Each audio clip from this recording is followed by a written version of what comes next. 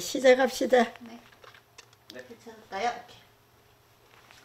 그래서 어떻게 보면 우리나라의 그런 산업화의 그런 궤적 속에서 교수님께서 그 자연이 인간에게 이로움을 주고 하는 그 가치들을 여러 방식으로 좀 표현해 오신 것 같아요.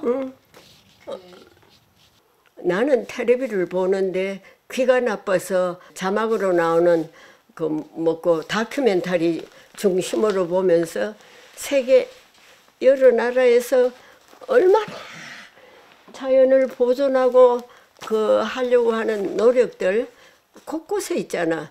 이런 거를 좀 배우고 조경가가 그런 사람들의 리더가 돼가지고 풀 하나 심는 것도 가르쳐주고 해야 되는데 아직도 다급한 마음이 없는 것 같아. 참 안타까워.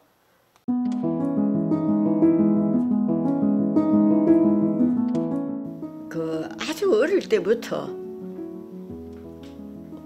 우리 것의 아름다움에 대해서 좀 생각을 해야 되지 않느냐 하는 생각은 가지고 거기서부터 시작한 거라고 보면 돼. 세상 뭐라 그래도 이제 우리 것 좀 살리는데 인식시키는데 내 목숨 다 할 거다 그렇게 결론했지 뭐.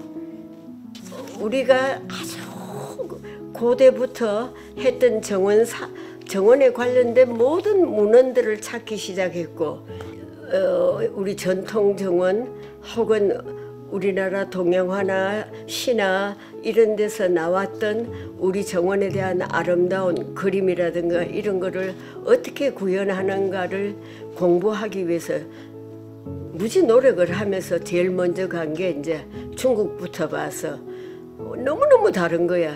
이것뿐만 하여튼 정자부터 전부 다 다른 거야. 쓰는 방법도 다르고 놓이는 위치도 다르고 건축 모양도 다르고 집안의 마당도 다르고 담도 다르고 치아라 나 너하고 안 같다. 일본하고 중국하고 완벽하게 다르게 하자. 그게 이제 내 모토였고 작은 나라이지만은 우리나라 고유의 나라 전체가 하나의 정원이다. 저 위에 백두산에서부터 제주도 한라산까지 산들이 이어지면서 그 산 하나하나가 풍경이 다르고 거기 들어간 바위들이 다르고 거기 심겨진 나무들이 다르고 거기에 나오는 그 어느 쪽에서는 진달래고 어느 쪽에서는 뭐고 풀들이 다르고 한 그런 요소들 이런 거를 잘 새겨내서 우리 것의 특징을 살려야 되겠다.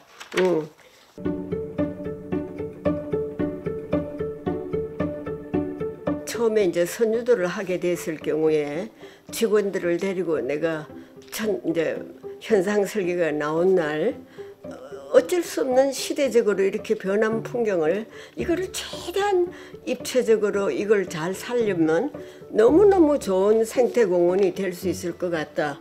그리고 우리가 앞으로 해야 될 거는 많은 일들이 이런 식으로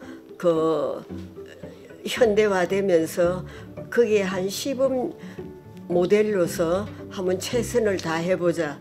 뭐 이런 식으로 설계하기 전부터 아주 일찍 새벽에도 가보고 늦은 석양에도 있고 심지어 밤늦게까지도 있어보고 그렇게 자연에 따라서 봄, 여름, 가을 놓치지 않고 겨울까지 그 일하는 과정에서도 계속 보게 되는 거예요. 그래서 나무 하나를 심더라도 겨울에 잎이 져도 나무 수영이 이쁘면서 한국적인 거.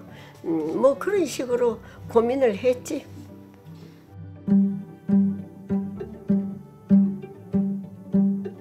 여의도 색강을 설계를 해가지고 그 공사를 하는 과정을 자세히 하면 그게 우리나라의 조경사의 한 이야기야.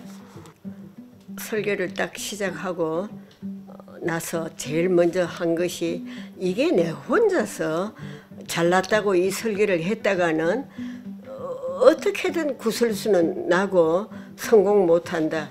여기는 물 전문가도 있어야 되고 섭지 전문가 있어야 되고 풀 전문가 있어야 되고 새 오는 새 전문가 있어야 되고 물고기 전문가 있어야 되고 무슨 전문가 있어야 되니까 거기에 우리나라의 제일 중요한 전문가들을 다 리스트업 해가지고 이분들을 자문위원 겸 이분들이 현장에 나와서 직접 물고기가 어디에 어떻게 들어갈지 이런 걸 지정해 주시기를 바랍니다. 물풀은 어느 정도 심으면 어떤 종류를 심는 것이 좋겠습니까? 이런 거를 이제 나머지 디자인 뭐 어떻게 걷는다, 뭐 데크를 어떻게 만든다 이런 거야 내가 하면 되지만은 그거를 이제 감히 내가 여기에 무슨 물고기가 산다 이렇게 거짓말하면 안 되잖아. 그렇게 그 학자들을 전부 불러가지고 공동 작업을 했어요.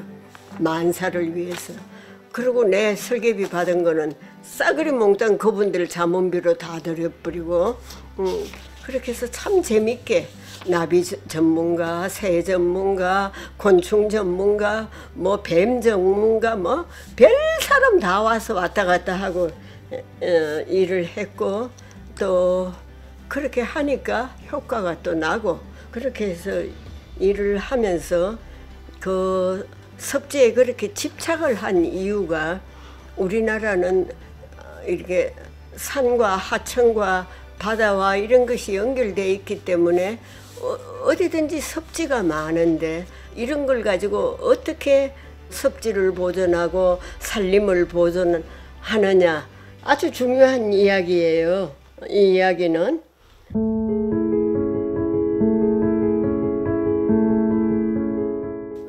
정말 고맙게도 그렇게 큰 전시회를 열어주면서 나는 그 조경 설계 작품 가지고 전시회가 된다는 거는 꿈에도 못 생각했던 거기 때문에 이런 것도 전시회가 되구나 하는 것도 놀랬고 또 참 읽을 수 없는 도면을 보러 그 많은 분들이 오셨다는 데 대해서도 나는 지금도 좀 어안이 벙벙해. 그 설계실에 뭐 오랫동안 그냥 숨겨져 있던 옛날 도면들이라 온갖 자료들이 다 끄집혀져 나오는 걸 보고 아이고 참 부끄럽구나 하는 생각이 이런 걸 전시하면 내가 이게 뭐 어째되노 이런 생각도 많이 했지. 왜냐하면 그 한 작업이 다 마음에 들고 다 도면들이 마음에 들고 그런 거는 아니었기 때문에 내 나름대로는 주어진 환경 조건에서 항상 이거는 이거 당시에 최선을 했는데 참 지금 보니까 좀 창피하구나 하는 그런 게 굉장히 많았다고요. 그 청사진 뭉태기를 끄집어내고 하는 거 보니까 과거로 돌아가서 다시 한번 일하는 느낌이 들기는 들더라고. 그러면서 그 전시를 통해 가지고 내가 이런 일도 할 때 여기서 무엇이 잘못되었던가 혹은 이런 일을 하면서 이게 과연 반응이 좋았던가 혼자 이렇게 많이 생각을 하게 되더라고요.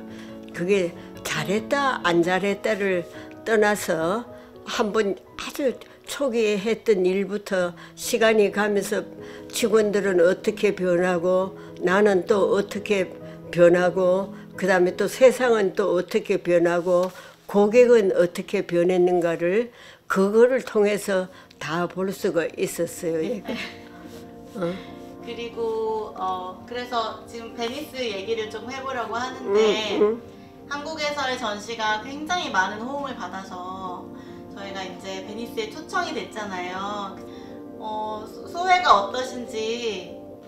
가난하고 궁핍한 시절을 겪은 나라가 이렇게 된 이유 중에 하나가 이렇게 자연을 사랑하는 사람들 혹은 좋은 전통 속에서 살았기 때문에 어떤 고유정신, 고유태도 혹은 추진력 이런 게 있다는 것을 깨달아 주기를 바라고 내가 마지막으로 이 국토를 위해서 내가 할 수 있는 일이니까 잘 되도록 이제부터 맨날 기도만 하고 있어. 감사합니다.